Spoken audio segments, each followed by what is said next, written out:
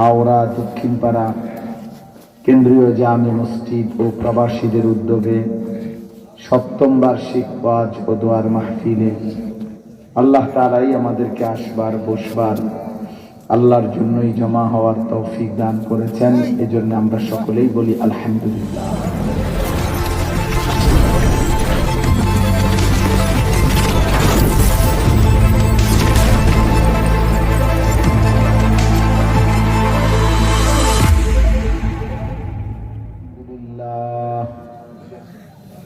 আলহামদুলিল্লাহ নাহমাদুহু ওয়া নাস্তাঈনুহু ওয়া নাস্তাগফিরুহু ওয়া নু'মিনু বিহি ওয়া নাতাওয়াক্কালু আলাইহি ওয়া নাউযু বিল্লাহি মিন শুরুরি আনফুসিনা ওয়া মিন সাইয়্যাতি আ'মালিনা من يهده الله فلا مضل له ومن يضلله فلا هادي له ونشهد أن لا إله إلا الله وحده لا شريك له ونشهد أن سيدنا وحبيبنا ومولانا محمدا عبده ورسوله أما بعد فأعوذ بالله من الشيطان الرجيم بسم الله الرحمن الرحيم يا أيها الذين آمنوا كتب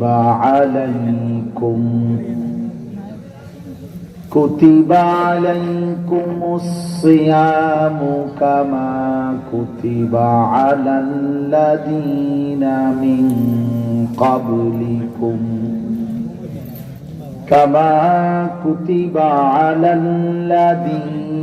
من قبلكم لعلكم تتقون صدق الله مولانا العظيم. وقال نبينا صلى الله عليه وسلم من صام رمضان إيمانا واحتسابا غفر له ما تقدم من ذنبه ومن قام رمضان إيمانا واحتسابا غفر له ما تقدم من ذنبه. اللهم صل على محمد وعلى آل محمد كما صليت على إبراهيم وعلى آل إبراهيم إنك حميد مجيد. اللهم بارك على محمد وعلى آل محمد كما باركت على إبراهيم وعلى آل إبراهيم إنك حميد مجيد. سبحانك لا علم لنا إلا ما علمتنا إنك أنت العليم الحكيم. الحمد لله. আল্লাহ পাক রব্বুল ইজ্জত জুল জালাল ওয়াল ইকরামের ফজল করম, রব্বুল আলামিনের অপরিসীম ইহসান মেহেরবানি দয়া, আল্লাহ তাআলা আমাদেরকে আজ 11 ফেব্রুয়ারি 2025 রোজ মঙ্গলবার কুমিল্লা জেলা মনোহাওড়া দক্ষিণপাড়া কেন্দ্রীয় জামে মসজিদ ও প্রবাসীদের উদ্যোগে সপ্তম বার্ষিক ওয়াজ ও দোয়ার মাহফিলে আল্লাহ তাআলাই আমাদেরকে আসবার বসবার আল্লাহর জন্যই জমা হওয়ার তৌফিক দান করেছেন। এজন্য আমরা সকলেই বলি আলহামদুলিল্লাহ। পবিত্র কোরআনুল কারীমের ২য় নম্বর পারা, ২য় নম্বর সূরা। সূরাটার নাম সূরায়ে বাকারা। এই সূরার ১৮৩ নম্বর আয়াত আমি তেলাওয়াত করেছি। অল্প কিছুক্ষণ সময় এই আয়াতটিকে সামনে রেখে সামান্য কিছু কথা আমরা আরজ করতে চাই। আল্লাহ তাআলা আমাদেরকে তৌফিক দান করেন। প্রিয় ভাই নওজোয়ান, সবাই মিলে এই হাতে ধরা যতগুলো মোবাইল আছে এগুলো নামাই। এটা আমি আদেশ করলাম, কেউ হাতে ধরে রেকর্ড করা যাবে না, ভিডিও করা যাবে না, এটা নামাও। নিষেধ করলাম, যদি কারো পছন্দ না হয় তো উঠে চলে যাও, আর নয়তো আমি উঠাই দেব। যেন দয়া করে হাতে ধরে রেখে রেকর্ড করা যাবে, স্পষ্ট নিষেধ করলাম। সুযোগ আছে, ইখতিয়ার দিলাম, চলে যাও, কোনো অসুবিধা নেই। উঠে চলে গেলে আমার কোনো আপত্তি নেই, কিন্তু ওটা ধরে রাখা যাবে না। মোবাইল হাতে ধরে রাখলে মনোযোগ হয় না, দিল জমে না, নিজের জন্য কথা গ্রহণ করা হয় না, মোবাইলের জন্য হয়। তো মোবাইলে তো ঢোকে কিন্তু নিজের দিলে ঢোকে না। ওয়াজ মাহফিলের মাকসাদ, এত আয়োজনের মাকসাদ এটা না যে আমরা সবার মোবাইলে একটা ওয়াজ জমা করব, এই জন্যই মাহফিল না। নিজের পরিবর্তন, নিজের সংশোধন, নিজের কল্যাণ, নিজের ভালো, নিজের ভিতরে আখিরাতের অনুভূতি আসা, এটা হলো এটা হলো মূল উদ্দেশ্য। এখন কারো দিল আমাদের নড়লো না, যে যেমন আছি, যে যাই করতেছি তাই, যে যে গুনার মধ্যে, নাফরমানির মধ্যে লিপ্ত আছি, এর মধ্যেই পড়ে রইলাম, তো লাভ হলো। বছরের পর বছর এই আয়োজনের তাইলে অর্থ কি? প্রতিনিয়ত প্রত্যেক সপ্তাহে জুমার নামাজে বয়ান হয়।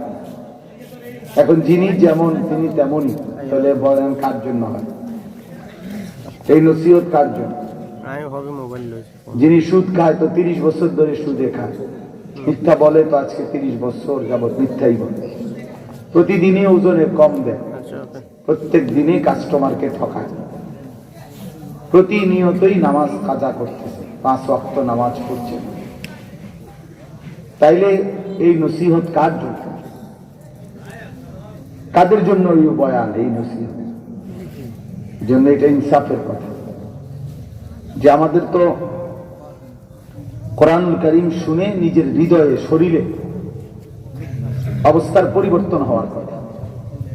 কোরআন শরীফে আছে, তাকশাইরু মিনহু জুলুদুল্লাযীনা ইয়াখশাউনা রাব্বাহুম।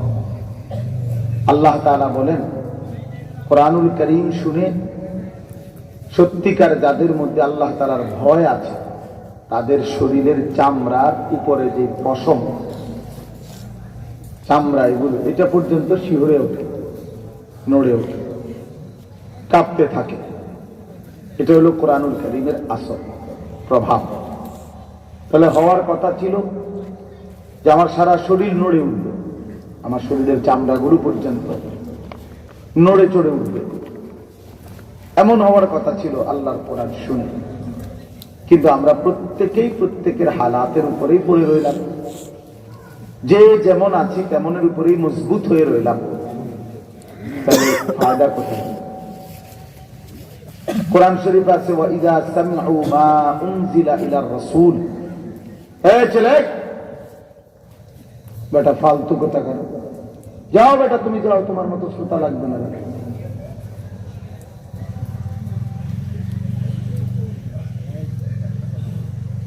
নিষেধ করা হলো না, মনে করছে খামখেয়ালি কইছে আর কি একটা কথা।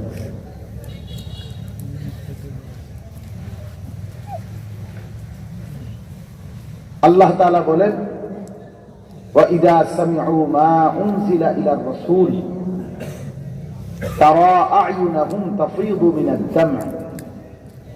আল্লাহ তাআলা বলেন,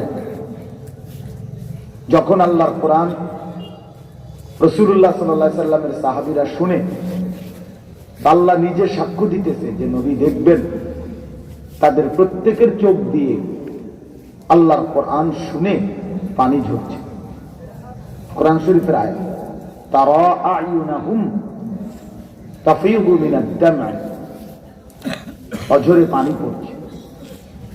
তাইলে আল্লাহর কোরআন শুনে সাহাবায়ে কেরামের চোখ থেকে পানি ঝরছে। হযরত আব্দুল্লাহ ইবনে মাসউদ রাদিয়াল্লাহু তাআলা আনহু একজন সাহাবী ছিলেন, বিখ্যাত সাহাবী। উনি বর্ণনা করছেন যে আমি একদিন নবীজির সামনে সূরা নিসা, কোরআন শরীফের একটা সূরা, ভাইয়া বসো বাবা, বসো বসো বাপ, যে কতক্ষণ পারো বসো, বলো না বাবা, বসো, বসে শোনো, অল্পই শোনো, বসেই শোনো।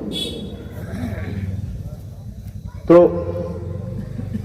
হযরত আব্দুল্লাহ ইবনে মাসউদ বলেন, নবী সাল্লাল্লাহু আলাইহি সাল্লামের সামনে উনি একবার সূরা নিসা, কোরআন শরীফের ৪র্থ নাম্বার সূরা, নবীজি বলাতে উনি তেলাওয়াত করছেন।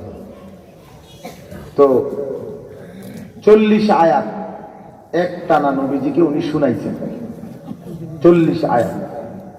তো উনি তো মাথা নিচের দিকে দিয়ে মনোযোগ দিয়ে নবীজির সামনে পড়তেছে। ওনার আবেগটা কেমন, ভয় ভীতি তো অনেক। তো 40 আয়াত পড়ার পরে আল্লাহ নবী সাল্লাল্লাহু আলাইহি সাল্লাম বললেন, হাসবুকাল আন, ঠিক আছে এখন থামো, এখন থামো। তো হযরত আব্দুল্লাহ ইবনে মাসউদ বলেন, আমি থামলাম আর চোখ তুলে নবী সাল্লাল্লাহু আলাইহি সাল্লামের চেহারা মুবারকের দিকে তাকাইলাম।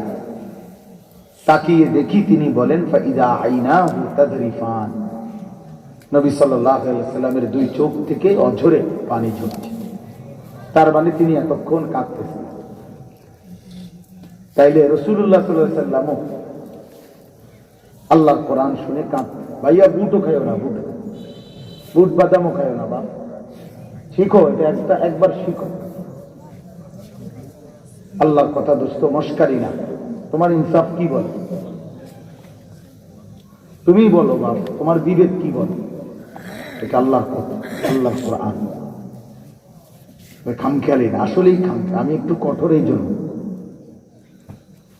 এই তো আল্লাহর কোরআন, সর্বোচ্চ আদব কোরআনের প্রতি যদি আমাদের থেকে না মেলে, মুসলমানদের থেকে, তো এটা কোরআনকে সম্মান করবে কে? বলেন ইনসাফ কি বলে? কি ভাই বলো নওজোয়ান, তোমার কি দিবে? আমরাই যদি আমাদের কোরআনকে সম্মান না করতে পারি, তো এটা করবে কাকে? তাহলে এই কোরআন কার জন্য না দিবে? এটাকে ইজ্জত দিবে কে? তাই কোরআনকে গ্রহণ করবে কে? তাহলে কার জন্য না দিবে? আমাদের কাছেই পছন্দ না, আমাদের কাছেই ভালো লাগলো না কোরআন, তাইলে প্রিয় ভাই কার জন্য? কোরআন শরীফে আছে, আল্লাহ বলছে, ফাবিআইয়ি হাদিসিন বা'দাহু ইউমিনুন, আল্লাহ বলছে, বান্দা এরপরে আমি আর কোন কথা বললে? 23 বছর কোরআন নাজিল করলাম, 30 পারা কোরআন নাজিল করলাম, 23 বছর আল্লাহ আমি বললাম, জিবরাইলের মাধ্যমে পাঠাইলাম, আমার নবীর কাছে পাঠাইলাম, 23টা বছর আমি বারবার প্রতিটা কথা বিস্তারিত ব্যাখ্যা করে তোমাদের সামনে বলে দিলাম, কোনো কিছু বাদ দেই নাই, কোনো কিছু অস্পষ্ট করি নাই। কোরআনে কোনো অস্পষ্ট বক্তব্য, গোঁজামিল, জোরাতালি এমন কথা কোরআনে নাই। কোরআনের প্রতি শব্দ, প্রতি বাক্য, প্রতিটা বক্তব্য, প্রতিটা সিদ্ধান্ত একেবারে স্পষ্ট।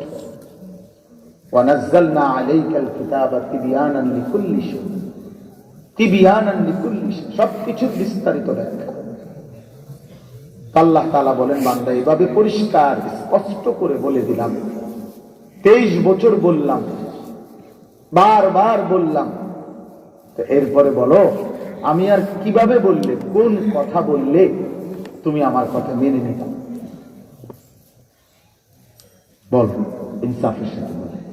একজনই ভাবে, একটা ছেলে তুমি ভাবো, বাবা তোমার আল্লাহ তোমারে কতবার বললে তুমি নামাজ পড়ো? ইনসাফ কি বলে? কতবার বলল তুমি গুনাহ ছাড়বা?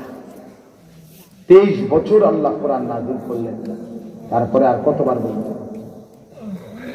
আর কত হাজার বার আল্লাহ বলতেন। এই জন্য বললাম, কোরআনের কথা এটাই বলতেছিলাম যে নবী সাল্লাল্লাহু আলাইহি সাল্লাম কাঁদতেন, সাহাবায়ে কেরামের চোখ দিয়েও কি পড়তো? পানি পড়তো। এবং আল্লাহ বলছেন আমার মুমিন বান্দার বৈশিষ্ট্যই হবে এমন যে আমি আল্লাহকে ভয় করে, তো সে যখন আমার কোরআন শুনবে তার শরীরের চামড়াগুলো পর্যন্ত, পশমগুলো পর্যন্ত দাঁড়িয়ে যাবে। হাদিসের মধ্যে আছে হযরত ইরবাজ ইবনে সারিয়া একজন সাহাবী, তিনি আল্লাহ নবী সাল্লাল্লাহু আলাইহি সাল্লামের সাহাবী, বর্ণনা করেন যে নবী সাল্লাল্লাহু আলাইহি সাল্লাম আমাদের সামনে একদিন ওয়াজ করলেন। তো ওয়াজ করার পর আমাদের অবস্থা কি হলো? নবীজির বয়ান শুনে আমাদের হালাত কি হলো? শ্রোতাদের অবস্থা কি হলো? তিনি বলেন আমাদের অবস্থা হলো দুইটা। এক, জারাফাত মিনহাল উয়ুন ওয়া ওয়াজিলাত মিনহাল কুলুব, আমাদের প্রত্যেকের চোখ থেকে পানি ঝরতে লাগলো, আমাদের প্রত্যেকের অন্তর আল্লাহর ভয়ে কাঁপতে শুরু করলো। তার মানে ঠিকই চোখে পানি আসছে, দিল নড়ে উঠছে, আল্লাহর ভয়ে কাঁপতেছে, অর্থাৎ ফিকির আসছে, আহা আসলেই তো আমি কি করছি, আমার তো আল্লাহ আছে, আমার তো রাসূল আছে, আমার তো একটা ধর্ম আছে, আমার তো একটা কিতাব আছে, আমাকে তো মরতেই হবে, আমার তো পরকাল আছে, আমার তো আখিরাত আছে, হাসরের ময়দান আছে, আমি তো বিচারের মুখোমুখি হইতে হবে, আমাকে আমার জিন্দেগীর সমস্ত কর্মকাণ্ডের জবাব দিতে হবে। এই ন্যূনতম যদি একটু কেউ ভাবে তাহলে তার জীবন আরো সুন্দর হওয়া যায়।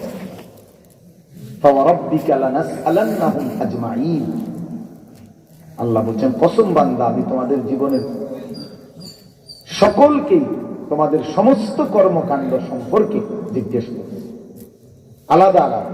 অকুল্লুহুম আতিহি ইয়াউমাল কিয়ামাতি ফারদা, ফারদা মানে একজন একজন করে তোমরা সকলেই আমি আল্লাহ তাআলার সামনে এসে দাঁড়াবে। আলাদা আলাদা প্রশ্ন, আলাদা আলাদা উত্তর। ইমাম সাহেব পার করবে না তোমাদের, অন্য কেউ না, তোমারটা তুমি বলতে হবে, আমারটা আমি বলতে হবে। মা মিন আহাদিন ইল্লা সায়ুকাল্লিমু, নবী সাল্লাল্লাহু আলাইহি সাল্লাম বলেন এমন কেউ হবে না, বরং প্রত্যেকের সাথেই আল্লাহ তাআলা একাকী আলাদা আলাদা কথা বলবেন, জিজ্ঞেস করবেন, প্রত্যেকের সাথে আল্লাহ পাক কথা বলবেন, আপনি আলাদা বলতে হবে। প্রত্যেকের আমলনামা আল্লাহ পাকের সামনে উপস্থাপন করতে হবে। আল্লাহ জিজ্ঞেস করবেন লিমা ফাআলতা হাযা, আমার বান্দা বলো না এটা তুমি কেন করলা, এটা কেন ছাড়লা,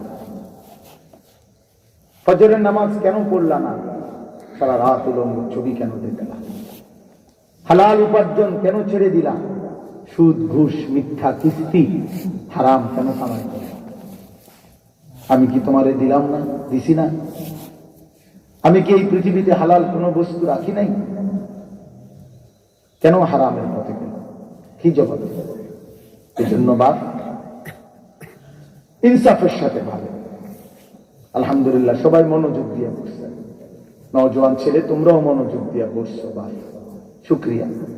অতএব প্রত্যেকেই এটা দিল দিয়ে ভাবা উচিত, আমি মুসলমান, আমি মুমিন, আমরা আসলে পাগল না ছাগল না, আমাদের জিন্দেগি আসলে এলোমেলো না, আমরা মুসলমান, আমাদের একটা সুনির্দিষ্ট গন্তব্য আছে, আমাদের একজন আল্লাহ আছে, আমাদের একজন রাসূল আছে, আমাদের একটা কিতাব আছে, আমাদের একটা ধর্ম আছে, আমাদের সুনির্দিষ্ট গন্তব্য আছে।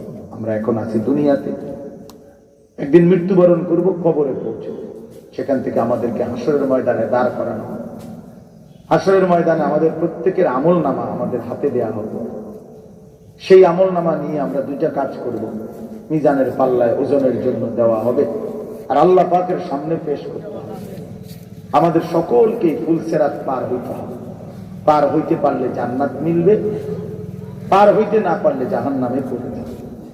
তাহলে এই বিষয়টা যদি ন্যূনতম কেউ বুঝে, কারো একটা প্ল্যানে পরিকল্পনায় থাকে, তো জিন্দেগি সুন্দর হয়। এবং মুসলমানের বৈশিষ্ট্য এটা। খোদার কসম, আল্লাহ নবী সাল্লাল্লাহু আলাইহি ওয়াসাল্লাম বলছেন, ইরতাহালাতিদ দুনিয়া মুদবিরা ওয়ারতাহালাতিল আখিরাতু মুখবিরা। নবীজি বলেন, উম্মত শুনো, প্রতি মুহূর্তে প্রতি ঘন্টায় দুনিয়া তোমার পিছনে যায়, আখিরাত তোমার সামনে আসে। আখিরাত তোমার সামনে, পরকাল তোমার সামনে। প্রতি ঘন্টা দুনিয়া চলে যাচ্ছে, প্রতি ঘন্টা আখিরাত আগায় আসতেছে। কবর আগায় আসতেছে, আমার মরণ আগায় আসতেছে, আমার জানাজা আগায় আসতেছে, আমার আখিরাত আগায়। আমরা কেউ আখিরাতকে পিছনে ফেলতে পারবো না, দুনিয়াকে কি করতেছি? পিছনে ফেলতেছি। অতএব নবীজি বলেন, ফাকুনু আবনা আল আখিরাহ ওয়ালা তাকুনু আবনা আদ দুনিয়া। অতএব উম্মত, নবীজি বলছেন, উম্মত আখিরাতের সন্তান হও, আখিরাতের পরিচয়ে পরিচিত হও, আখিরাতের ফিকিরে নিজেকে সাজাও। ওয়ালা তাকুনু আবনা আদ দুনিয়া, দুনিয়ার সন্তান হইও না, দুনিয়ার নামে পরিচিত হইও না। শুধুই টাকাওয়ালা, শুধুই পয়সাওয়ালা, শুধুই ধনী, শুধুই ডাক্তার, শুধুই ইঞ্জিনিয়ার, শুধুই চাকরিজীবী, শুধুই প্রবাসী, শুধুই বিদেশি, শুধুই ব্যবসায়ী। না না, এমন দুনিয়ার পরিচয় শুধু পরিচয় হইও না, বরং আখিরাতের পরিচয়, আখিরাতের সন্তান হও, আখিরাতের পরিচয়। নিজেকে দিনদার বানাও, নেককার বানাও, আল্লাহওয়ালা বানাও, সেজদাওয়ালা বানাও, বন্দেগীওয়ালা বানাও, আল্লাহ পাকের হুকুম মানলে বানাও। আল্লাহকে মেনে কেউ লস হয় না, আল্লাহকে নারাজ করে কেউ লাভবান হয় না, কেউ লাভবান হয় নাই, বা কেউ ইজ্জত মেলে না। প্রত্যেক জামানায় আল্লাহ পাক রব্বুল আলামিন জালেমের নমুনা সবার সামনে পেশ করে। এই পৃথিবীতে শুধু নমরুদ, ফেরাউন, সাদ্দাত, কারুন জালেম ছিল না, না, প্রতি জামানাতেই আল্লাহ তাআলা কিছুদিন পর পর জালেম চিহ্নিত করে দেয় এবং তার ধ্বংস করে আমাদেরকে সবক দেয় যে এভাবেই জালেমের পরিণতি। এরপরেও যদি আমি সবক নেই না, আপনি সবক না নেন, যুবক তুমি সবক না নেও, দুর্ভাগ্য, আফসোস ছাড়া, বদনসিব ছাড়া আর কিচ্ছু। অতএব আমি অনুরোধ করলাম, আমার অনেক শ্রদ্ধেয় আপনাদের এই মনোহরগঞ্জের সন্তান, বাংলাদেশের একজন প্রখ্যাত আলেম, আমি ব্যক্তিগতভাবে অনেক বেশি পছন্দ করি যাকে, যার বয়ান শুনি, যার কাছ থেকে আমি আমার ব্যক্তিগত জীবনের সমস্ত ফতুয়া, সিদ্ধান্ত, মাসলা মাসাইল যার কাছ থেকে আমি জেনে নেই, উনি ইনশাআল্লাহ আল্লামা মুফতি আমজাদ হোসাইন সাহেব আজকে বয়ান করি। আপনাদের এলাকার সন্তান, আপনাদেরই সন্তান, আলহামদুলিল্লাহ, অনেক বড় মুহাক্কিক, একজন আলেম দ্বীন। তো আমি অনুরোধ করতেছি, অল্প একটু সময় আমার এই কথা, আমার এই প্রথম কথা হলো, আল্লাহর কথা শুনলে বা জুম্মার বয়ান, ওলামায়ে কেরামের বয়ান মনোযোগ দিয়ে শুনলে, আন্তরিকতার সুর দরকার নেই, পরিচিতির দরকার নেই, সবাই চিনতে হবে, এটা কোনো জরুরি না। সব বক্তা জনপ্রিয় হইতে হবে, এটা কোনো জরুরি কথা না। একেবারে সবার বক্তাতে হাজার হাজার লোক হইতে হবে, এটাও কোনো বিষয় না, এটা কোনো কিচ্ছু। জনপ্রিয়তা, সুখ্যাতি, এগুলো ধোঁকা। আমারে মনে করেন একটা 10 লাখ লোক চিনে, তো কি এবারে 10 লাখ লোক চিনলে খবর রাজাব মাফ, কথা বলে ইনসাফ কি বলে? আমার 1 কোটি মানুষ একেবারে আমারে চিনছে, মনে কর স্লোগান দিয়া একদম 4 রাস্তার মাথা নিয়ে দিয়ে, হ্যাঁ, তো কি সেতে আমার খবর রাজাব মাফ। তো আমি এই পরিচিতিতে কি গাছ কাটবো? আমি এই সুখ্যাতি দিয়ে করবোটা কি? এটা আমার লাভটা কি? মানে এটা কি ফায়দা কি? এই জন্য এটা কোনো বিষয় না। বিষয় হলো আমার পরিবর্তন, বিষয় হলো আমার জিন্দেগি, বিষয় হলো আমার আখিরাত, বিষয় হলো আমার মৃত্যু পরবর্তী জীবন।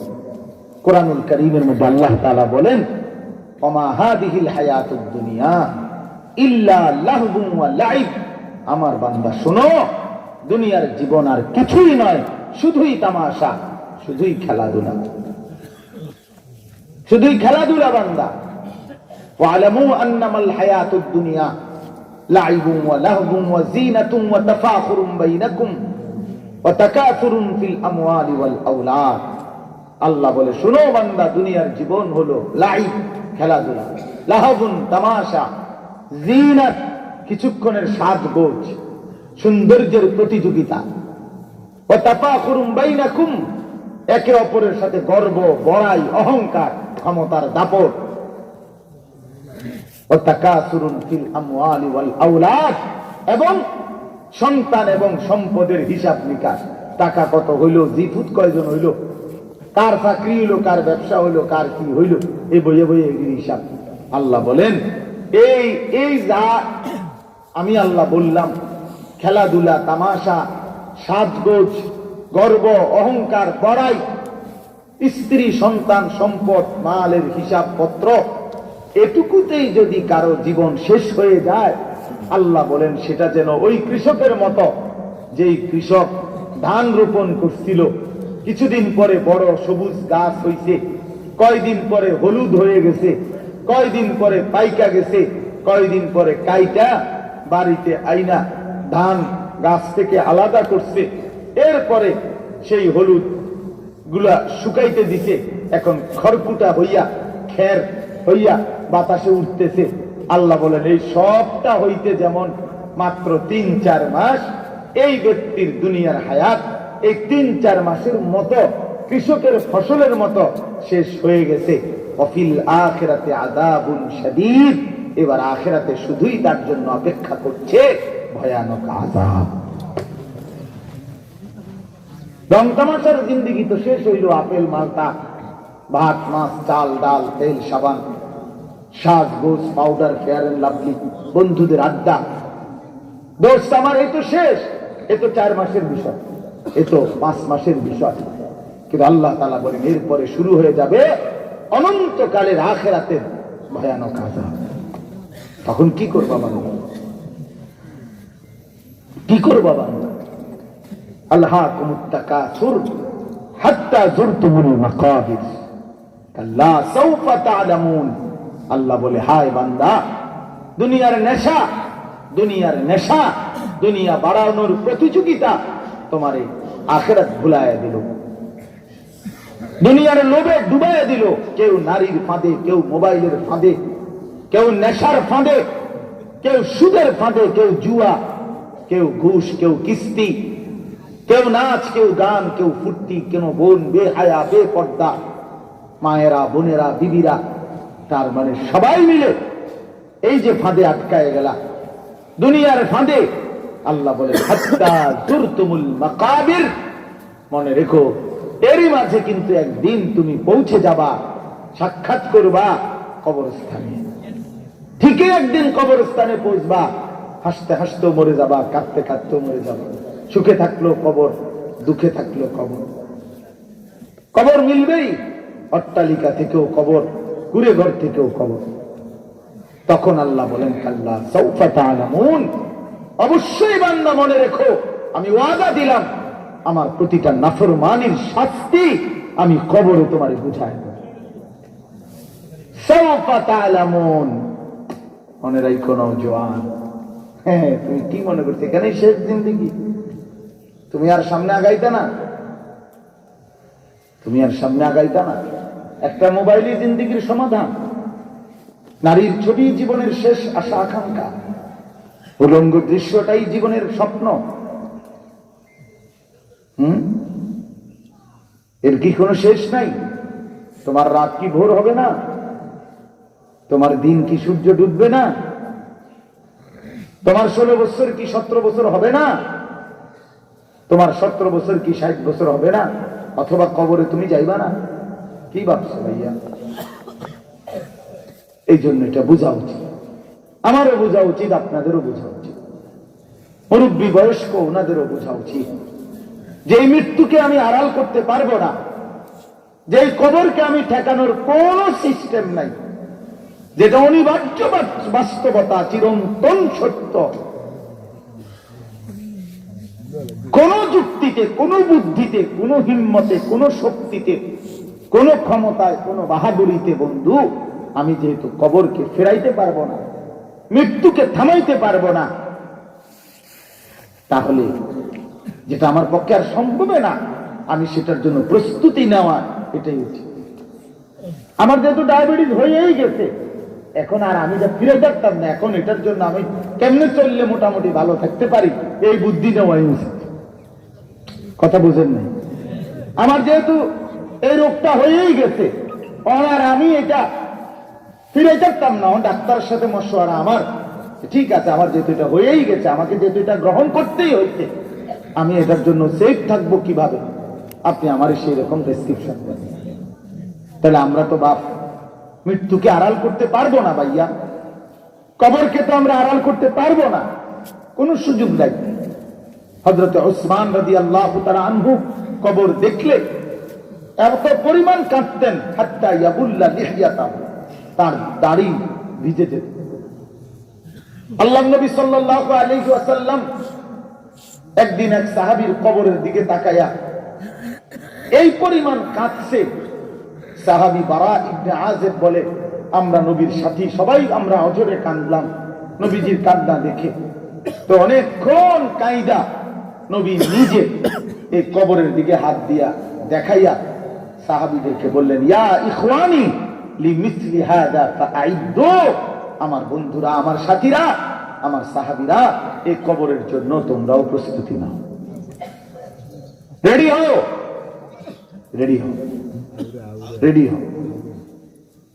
এই জন্য আমরা কিতাবে পড়ছি, প্রত্যেকটা জানাজা, প্রতিটা লাশ জানাজা আমারে তোমারে স্মরণ করায় দেয়। ওই লাশ যেন বলে লাশের খাটিয়া থেকে যে যুবক, এর পরের জানাজাই হতে পারে তোমার, এর পরের জানাজাই কি তোমার মতো। এমন বহু জানাজার অপেক্ষায় আমিও ছিলাম, তোমার মতো এমন বহু জানাজা আমিও পড়ছিলাম, তোমার মতো বহু জানাজা আমিও দেখছিলাম, কিন্তু আজ আমার নিজেরই জানাজা।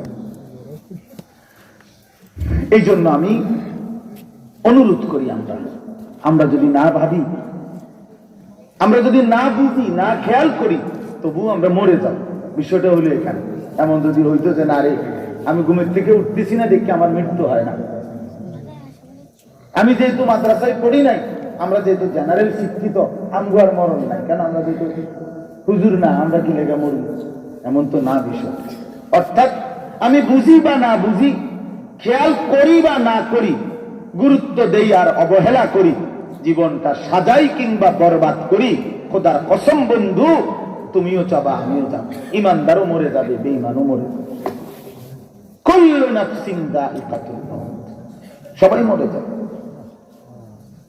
সবাই মরে যাবে। এই জন্য আমাদের উচিত আখিরাতের প্রস্তুতি নাও, কবরের প্রস্তুতি নাও। অনেক নওজোয়ান ছেলে তোমরা, মাশাআল্লাহ, দোস্ত, জীবনটা নষ্ট করো। প্রিয় ভাই আমার, সন্তান আমার, বন্ধু আমার, হায়াত নষ্ট কইরো না বাবা। এমন সুন্দর যৌবন, শক্ত সামর্থ্য শরীর পাইতাম।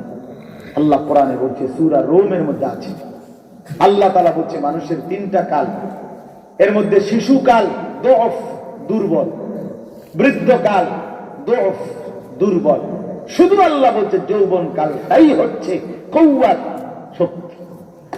কিছু করলেও যৌবন, নষ্ট হলেও যৌবন, কারণ শক্তি এসে। অতএব কিশোর, তরুণ, নওজোয়ান নষ্ট হয়েও না, এমন সুন্দর সময় হায়াতে নষ্ট হয়ে একদিন হয়তো আফসোস করবে, আমল করতে মন চাইবে, হয় শরীর স্বাস্থ্য দিবে না, আর নয় তো মৃত্যু আইসা থামায় দিবে, থামায়।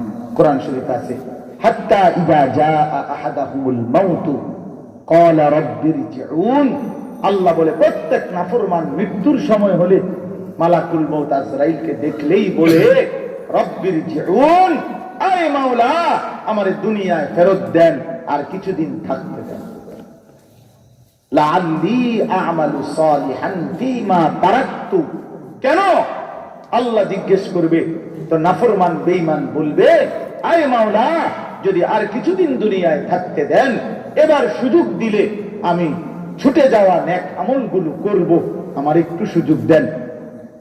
আল্লাহ বলবেন, কাল্লা কাল্লা, কখনোই না।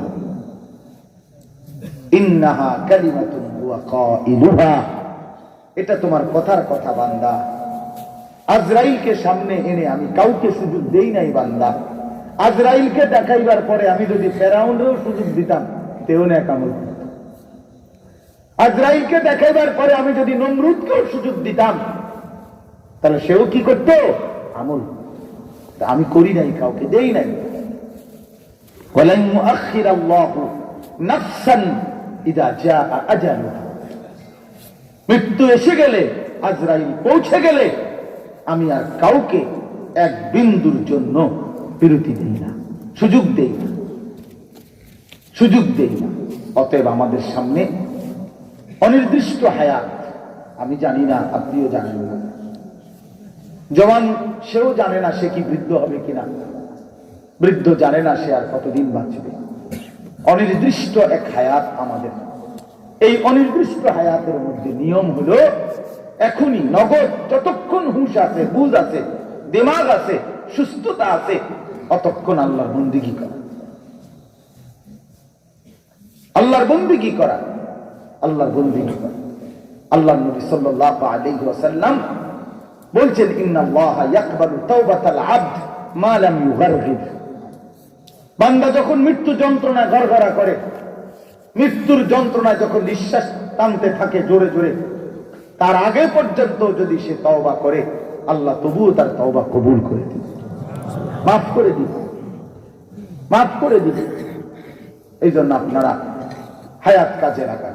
অনেক বয়স্ক বাবা আছেন, শেষ বয়সটা বাবা এই চা পান বিড়ি সিগারেট চা দোকানের আড্ডায়, এমন সুন্দর সময়, সংসারের ঝামেলা কম, ছেলে মেয়ে, ছেলেটা রোজগার করে, আল্লাহ রহমতে বাজার সদাইয়ের ব্যবস্থা হয়েছে, ঘর দুয়ারেরও ব্যবস্থা হয়েছে, কোনো ঝামেলা নাই।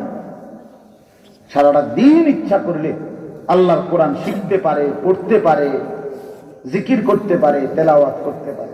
কিন্তু এমন সত্য নাফরমান, 60 বছর হয়ে গেছে বুড়া, এখনো বিড়ি খায়, একেবারে বেশরম, একদমই বেহায়া, একবারে বেহায়া এই বুড়া মিয়া। যে বুড়া মিয়া 60 বছর হওয়ার পরেও এখনো তার বেটার বুঝে আসে নাই যে বিড়ি খাওয়াটা গুনাহ।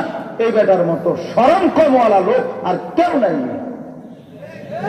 60 বছর বয়সও বুড়া মিয়া, 60 বছর হয়ে গেছে, এখনো বেডি সাউন্ডের অভ্যাস, টেলিভিশন সাউন্ডের অভ্যাস। আপনার ছোটে নাই, আপনার যে বেডি সাউন্ড কত বছর ধরে? হ্যাঁ, এই অসভ্য অভ্যাস কোন দিন ছাড়বে? চা দোকানের এই বদ অভ্যাস ছুটবে কোন দিন? বেটা নির্লজ্জ মানুষ, বেহায়া মানুষ, বেটা বেহায়া। এত বছর হায়াতেও কি এখনো আপনি বুঝেন নাই? আপনার লজ্জা হবে কোন দিন? আপনার শরম হবে কোন দিন? বলেন, ইনসাফ কি বল? কোন দিন শরম হবে বেটা? এই জন্য বললাম, আমি শক্ত বললাম, চাচা আপনার আখিরাতের আশায় আপনারে লজ্জা দেওয়া। হ্যাঁ, যদি বলেন আপনারে লজ্জা দিছি, তো লজ্জাই দিছি, আপনি বিড়ি খাবেন কেন? আপনি যুক্তি দেন এটার পক্ষে ন্যূনতম একটা পয়েন্ট বলেন। আপনি কেন টেলিভিশন চাইবেন এখনো? আপনি কেন এখনো চা দোকানে নাচ গান দেখবেন? আপনার শরম হবে কোন দিন? আপনার আখিরাত নাই? আপনি মরতেন না? 60 বছরে আপনি জানাজা পড়েন নাই, কারো মৃত্যু দেখেন নাই, আজও সময় হয় নাই? বলুন বাবা, ইনসাফ করে বলেন। নবী সাল্লাল্লাহু আলাইহি সাল্লাম ওনার চাচাকে ফিরাইতে চায় না? কথা বলেন না কেন? ইব্রাহিম আলাইহিস সালাম ওনার আব্বাকে ফিরাইতে চায় না? তো আমিও চেষ্টা করলাম আমার চাচারে ফিরাইতে, আমিও চেষ্টা করলাম আমার দাদারে ফিরাইতে। বসে বসে মানে কি আশ্চর্য, বুড়া মানুষ সুন্দর তসবিহ পড়তে পারে, জিকির করতে পারে, ওই হুদা কাল বিড়ি খায়, বন খায়, চা খায়, বেদের বেদের করে, টেলিভিশন এই যে চা দোকানে বইছে টুল একটার মধ্যে, বিকালে গিয়ে রাতে 10টা পর্যন্ত এনে বইয়া বইয়া দেন দেন দেন কীর্তন খবর। আমরা শরীরে কোনো টেম্পার নাই, আপনি কীর্তন খবর জানেন? আপনার কেউ জিঙ্গায় কোনো খবর? আপনি খবর লইয়া কিনবেন সারা বিশ্বে, আপনার আসেনি কোনো নিজের খবর? কথা বলেন না, নিজের খবর নাই বেটা, তুই কিসের খবর লই? আমেরিকার খবর লই আমার কি লাভ নেই?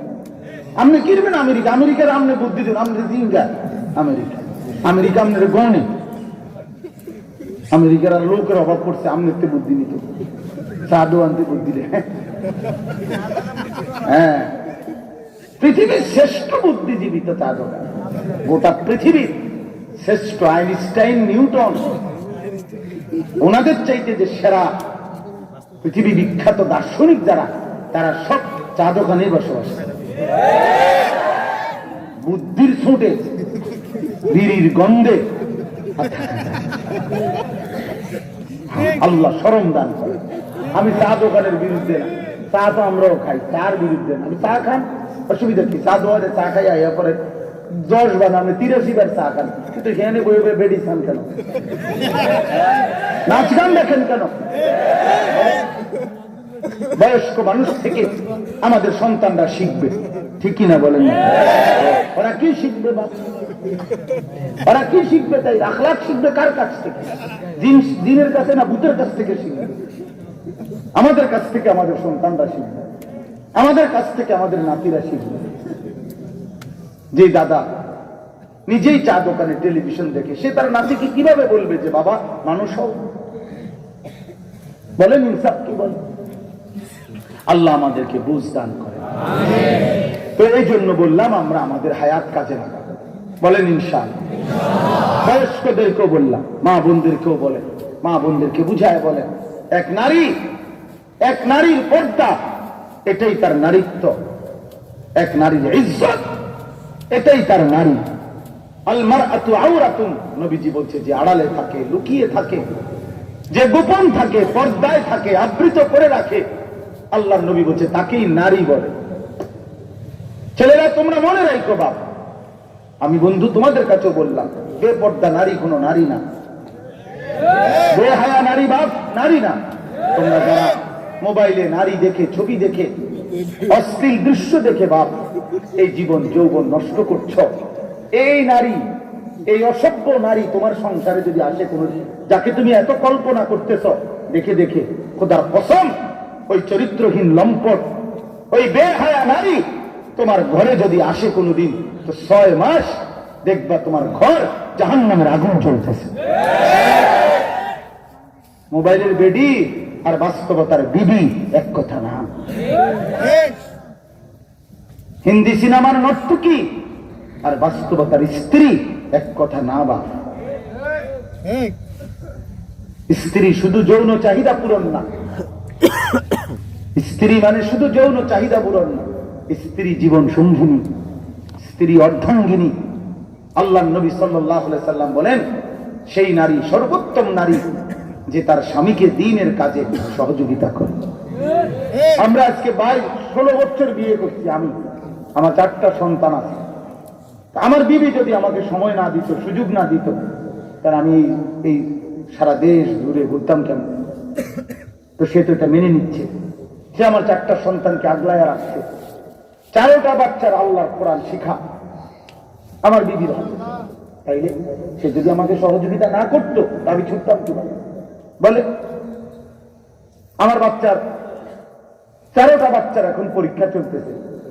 বড় ছেলের বেফাক পরীক্ষা, ছোটটার নুরানি পরীক্ষা, মেয়েটার হেদায়া পরীক্ষা। তো সবগুলো বাচ্চারে সকালবেলা রেডি করে, রাস্তা ঠিক করে, যারে যেখানে পাঠানো সেটিং করতে আমি ঘুমাই। কারণ আমি তো রাত্রে জাগি, সকালবেলা ও তো সম্পূর্ণ গুছায় দেয়। তো এই সঙ্গিনী না হলে আমার দুনিয়াবি কাজ, দিনই কাজ কিভাবে চলবে? এই জন্য বললাম দোস্ত, স্ত্রী এ শুধু যৌন চাহিদার সঙ্গী না, এ তো জীবন সঙ্গী।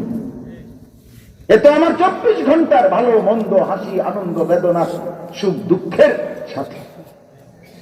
অতএব বাপ, তুমি যদি চরিত্রহীন হও, তুমি যদি নারী দেখে, ছবি দেখে নিজের আখলাক চরিত্র নষ্ট করো, খোদার কসম এই কোরআন হাতে নিয়ে বললাম, যুবক, তোমার স্ত্রী মিলবে খবিস। আল্লাহর কসম বললাম, এটা কোরআন শরীফে আল্লাহ বলছে, চরিত্রহীন পুরুষ, আল্লাহর ওয়াদা, তোর বিবি আমি দেব চরিত্রহীন। আল খাবিসাতু লিল খাবিসিন ওয়াল খাবিসুনা লিল খাবিসাত। খবিস মিলবে, খবিস।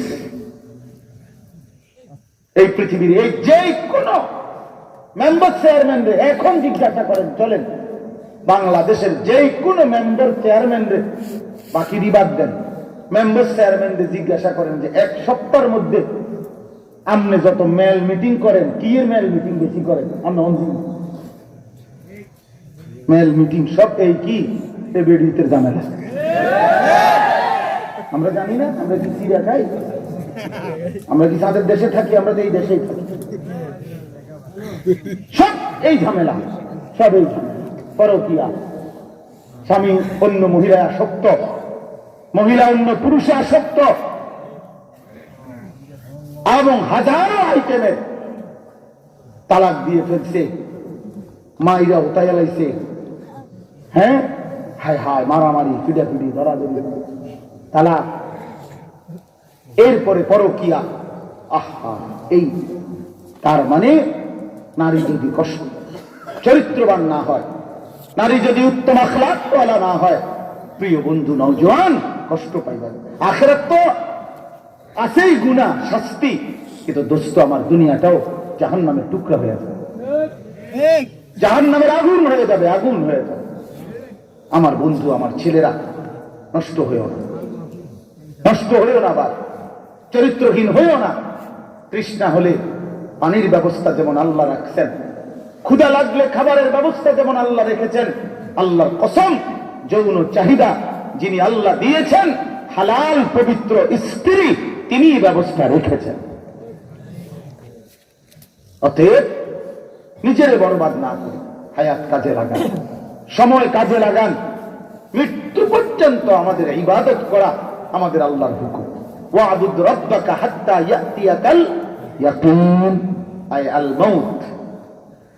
আল্লাহ বলছে, আল্লাহর ইবাদত করতে থাকেন মৃত্যু আসা পর্যন্ত। মুমিনের ইবাদত হবে মৃত্যু পর্যন্ত।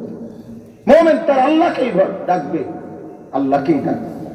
আল্লাহ তাআলা বলছে, ইয়া আইয়ুহাল্লাযীনা আমানু, হে ঈমানদার তুমি আমার, হে মুমিন তুমি আমার বান্দা, তোমারে আমি ঈমান দিয়েছি, তোমারে আমি কালেমা দিয়েছি, তোমারে আমি এক মুসলমানের ঘরে জন্ম দিয়েছি। তুমি জানো না বান্দা, ঈমান তোমার কতটা দামি। গোটা পৃথিবী, গোটা আসমান ও জমিন, হাজারো লক্ষ কোটি বারো যদি তোমাকে দেওয়া হয়, আর ঈমান বিহীন কালেমা যদি তোমার নসিব না হয়, আল্লাহর কসম, তো তোমার ঠিকানা নিশ্চিত জাহান্নাম ছাড়া আর কিছু না, অনন্তকালের জাহান্নাম ছাড়া আর কিছুই না। এক যাররা ঈমান, এক বিন্দু বিসর্গ ঈমানেরও দাম আল্লাহ তাআলা সেইটুকু ঈমানের বরকতে যাকে জান্নাত দিবে, তার জান্নাতটাই হবে 10টা দুনিয়া বরাবর জান্নাত। আখরিজু মিনান নার মান কানা ফি কলবিহি মিসকালু হাববাতিন মিন খারদালিন মিন ঈমান। আল্লাহ পাক বলবে হাসরের ময়দানে, ফেরেশতারা, জাহান্নামের আগুন থেকে আমার ওই বান্দাকেও বের করে আনো যার কলিজার ভিতরে সরিষার দানা সমপরিমাণ ঈমানটুকু বাকি আছে। সর্বশেষ যেই জান্নাতি ঢুকবে, তার জান্নাত হবে 10টা দুনিয়া বরাবর। ইযা রাআইতা তাম্মা রাআইতা নাঈমান ওয়া মুলকান কাবীরা। আল্লাহ বলে, আমার বান্দা জান্নাত দেখবে, আবার দেখবে, আবার দেখবে, ঘুরে ঘুরে দেখবে, আর দেখে বুঝবে চারিদিকে নিয়ামতে নিয়ামতে ভরা এক বিশাল সাম্রাজ্য আল্লাহ তাকে দান করেছে। আল্লাহ তাকে, এক বুজুর্গকে বলছিল এক বাদশা, যে আপনাকে আমি এই পুরা এলাকাটা, একটা বড় এলাকা দিয়ে দিলাম, আপনি এটার খাজনা যা কিছু, এটার ট্যাক্স আপনি নিবেন। উনি বলছিলেন, যে ওই বাদশাকে বাদশাহ জীবনের 70টা বছর রাত্রি গভীরে সেজদা দিয়ে দিয়ে চোখের পানি ফেলে ফেলে, তাহাজ্জুদের চোখের পানি ফেলে আমি আখিরাতে যে বিশাল সাম্রাজ্য জমা করেছিলাম, তুমি বুঝি আমারে এটুকু দুনিয়ার প্রলোভন দিয়া আমার এত বড় সাম্রাজ্য দিয়া যাইতে চাইতেছ?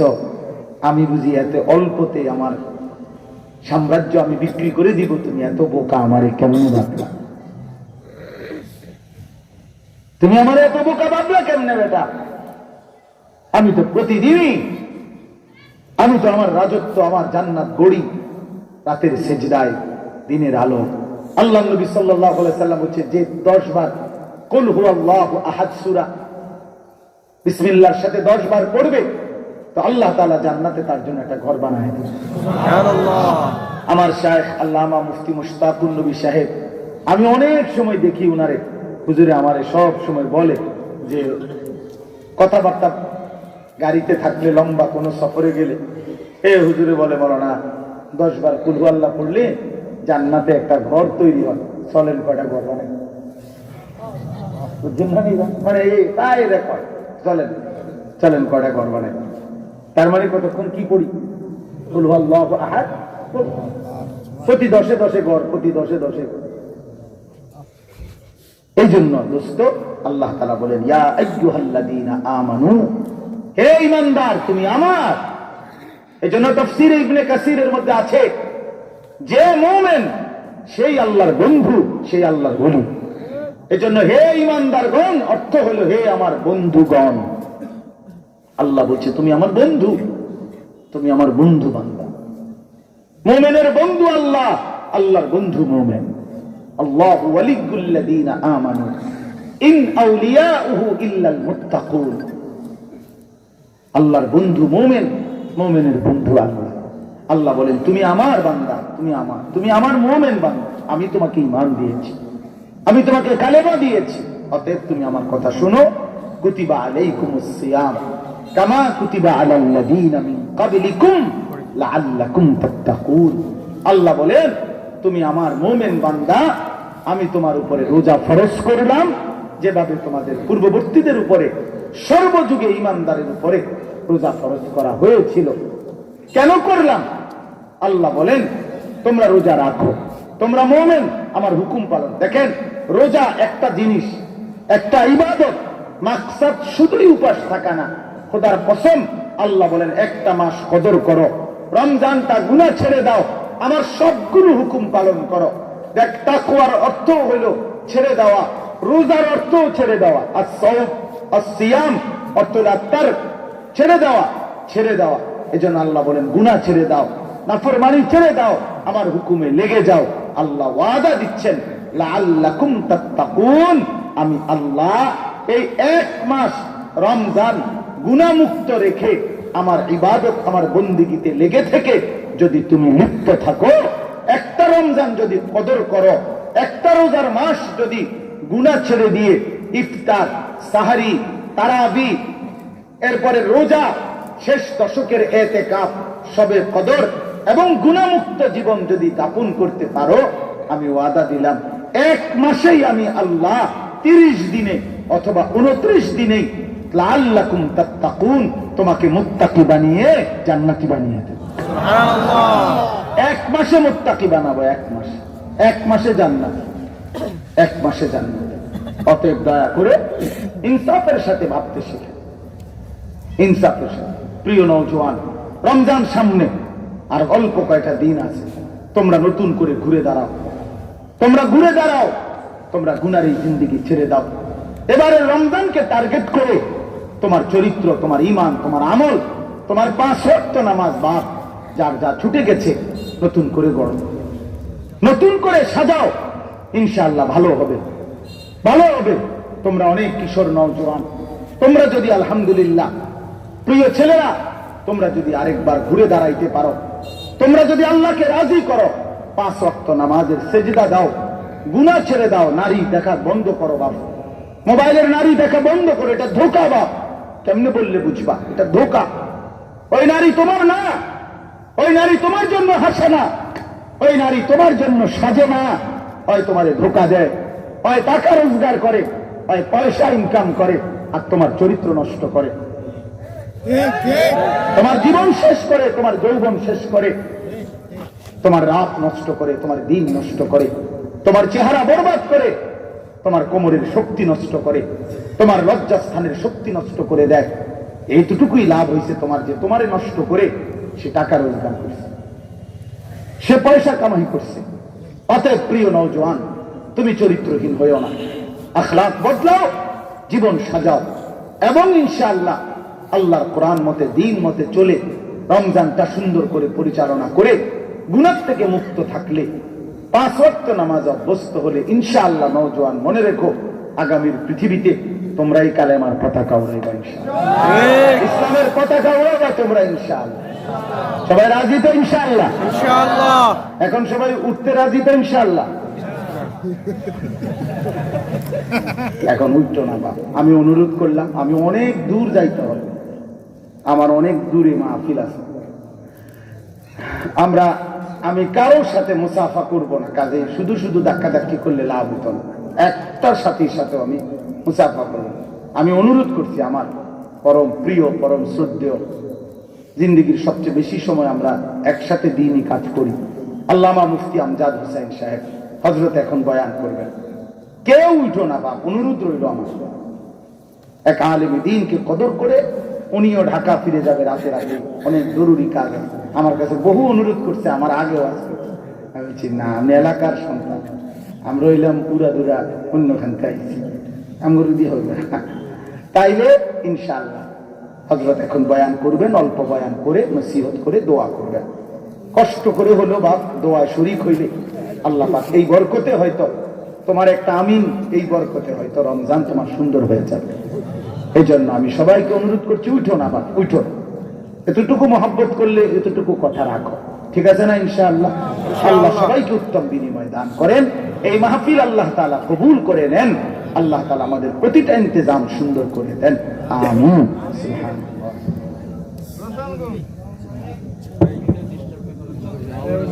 আলহামদুলিল্লাহ, আমাদের মাঝে এতক্ষণ অত্যন্ত চমৎকার নসিহত করতেছিলেন